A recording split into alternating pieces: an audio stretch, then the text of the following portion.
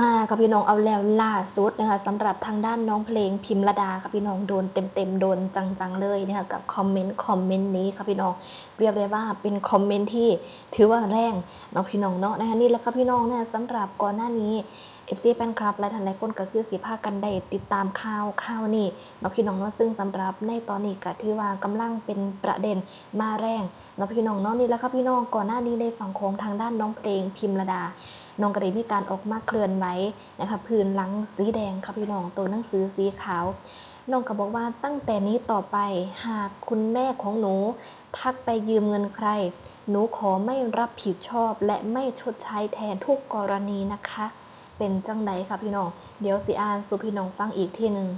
น้องกระโพดนะคะว่าตั้งแต่นี้ต่อไปหากคุณแม่ของหนูทักไปยืมเงินใคร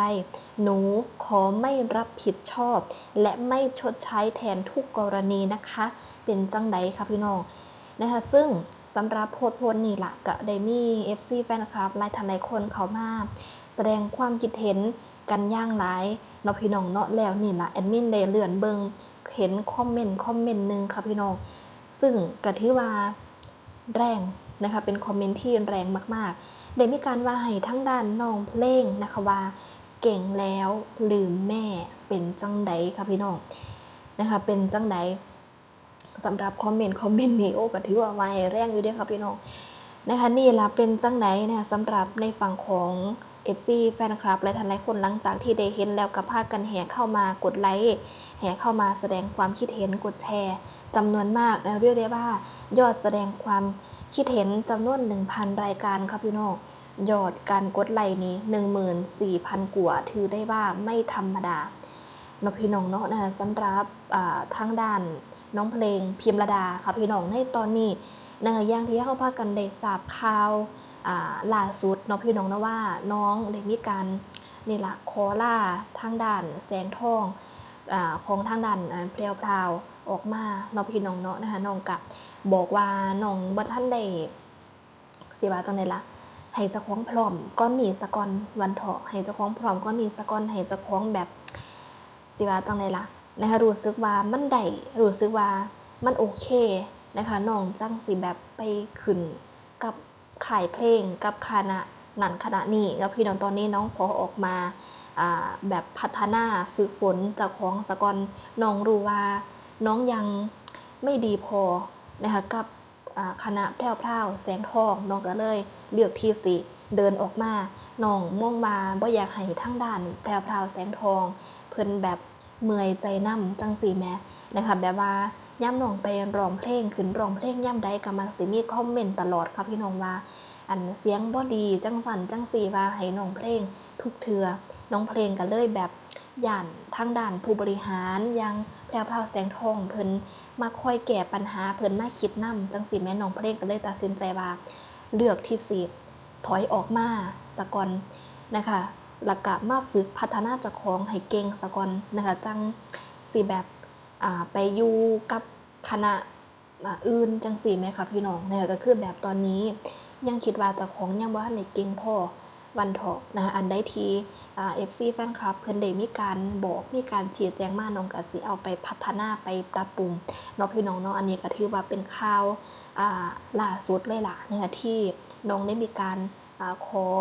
ยุติบทบาทนะคะกับการนี่ล่ะเป็นสมาชิกนะคะในวงแสงทองแพรวพราวแสงทองเนาะพี่น้องเนาะแล้วนี่แหละค่ะพี่น้องก็มีข่าวมาอีกล่าสุดนะคะกับในเรื่องที่ทางด้านน้องเพลงได้มีการออกมาเตือนไว้นี่แหละค่ะพี่น้องว่าตั้งแต่นี้ต่อไปหากคุณแม่ของหนูทักไปยืมเงินใครหนูขอไม่รับผิดชอบและไม่ชดใช้ทุกกรณีนะคะซึ่งก็ถือว่าเป็นประเด็นเดือดในตอนนี้นะคะที่แน่ๆแล้วค่ะพี่น้อง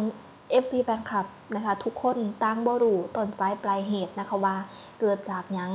นะคะสาเหตุมันเป็นจังใดอันนี้ก็ถือว่าเป็นเรื่องภายในครอบครัวเฮาก็ถือว่าเป็นคนนอกเฮาก็บ่รู้เบื้องลึกเบื้องหลังดอกค่ะพี่น้องว่าเรื่องราวความเป็นมามันเป็นจังใดเนาะพี่น้องเนาะแต่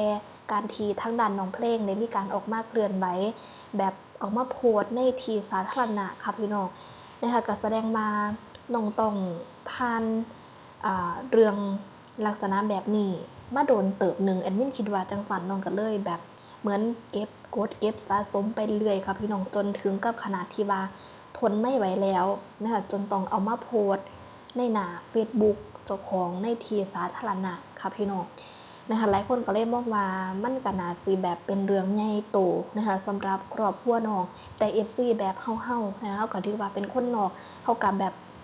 บ่ได้รู้เรื่องในครอบครัวน้องดอกนะคะว่าเรื่องราวที่มามันเป็นจังใดแน่เนาะพี่น้องเนาะแต่สิ่งที่เราทำได้คือส่งกำลังใจให้สำหรับทางด้านน้องเพลงพิมระดาแล้วก็ครอบครัวน้องเนาะพี่น้องเนาะหลายคนก็บอกว่าขอให้ปรับความเข้าใจกันวันเถาะเนาะพี่น้องเนาะมีหยังก็ให้คุยกันวันเถาะนะคะนี่แหละครับพี่น้องเรียกได้ว่าสำหรับน้องเพลงก็ได้มีการเคลื่อนไหวอย่างต่อเนื่องเนาะพี่น้องเนาะก็ได้มีการพูดถึงน้องสาวของตัวเองซึ่งสำหรับน้องสาวของทางด้านเพลงพิมระดาเฮาก็ได้เห็นมาตะใดเท่าใดแล้วเนาะพี่น้องเนาะทางด้านน้องเพลงก็คือแบบได้มีการถ่ายคลิปลงคลิปกับน้องสาวเจ้าของดูแห้งนะคะแล้วนี่ล่ะทางด้านน้องเพลงล่าสุดก็ได้มีการออกมาเคลื่อนไหวนะคะว่า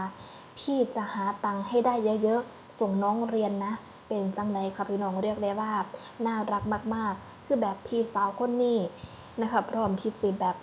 ตั้งใจเฮ็ดงานนะคะแล้วก็มาส่งน้องสาวผู้นี้เรียนจังซี่แหมนะคะสำหรับน้องของน้องเพลงก็คือสิฮักเอื้อยเพลงแห้งวันเถาะเนาะพี่น้องเนาะก็ดีแล้วเฮาได้เห็นพี่น้องรักกันก็ถือว่าเป็นอีหยังที่ดีเนาะพี่น้องเนาะนะคะแล้วนี่ล่ะ FC แฟนคลับหลายคนก็พากันแห่เข้ามา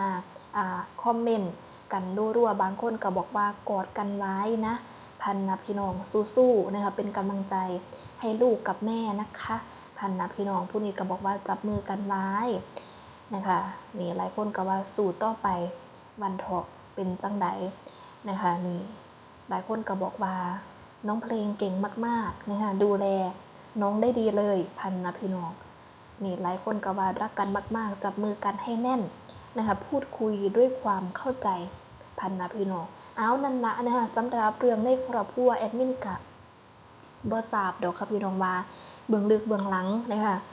เรื่องราวมันเป็นจังไดเนาะพี่น้องเนาะแต่ว่าน้องได้มีการออกมาเคลื่อนไหวเป็นประโยคสั้นๆนะคะเกี่ยวกับทางด้านคุณแม่ของน้องวันเถาะนะคะFC แบบเฮาค่ะพี่น้องแอดมินสิว่าจังไดล่ะนะคะเฮาก็อย่าจะไปแบบพาดพิงอย่าจะไปเว้านั่นเว้านี่ให้มากวันเถาะนะเฮาก็เฮ็ดได้เพียงแค่เบิ่งอยู่ห่างๆแล้วก็ส่งกำลังใจให้น้องกับครอบครัวซะดีกว่าเนาะพี่น้องเนาะนะคะก็เฮ็ดได้แค่ส่ำนั้นล่ะนะคะเฮ็ดได้แค่ส่ำนั้นล่ะนะคะแต่บุคคลที่มีการแบบคอมเมนต์ถึงน้องเพลงว่าเก่งจนลืมแม่จังซี้แหมมันก็เกินไปอยู่แอดมินก็ว่าจังซั่นก่อนสิพิมพ์หยังก็ให้คิดพิจารณาดีๆจักหน่อยซะก่อนเนาะพี่น้องเนาะเอานั่นแหละค่ะพี่น้องสำหรับคลิปนี้ก็ขอจบคลิปไว้ซ้ำนี้ซะก่อนเนาะค่ะก็มาสวัสดีค่ะ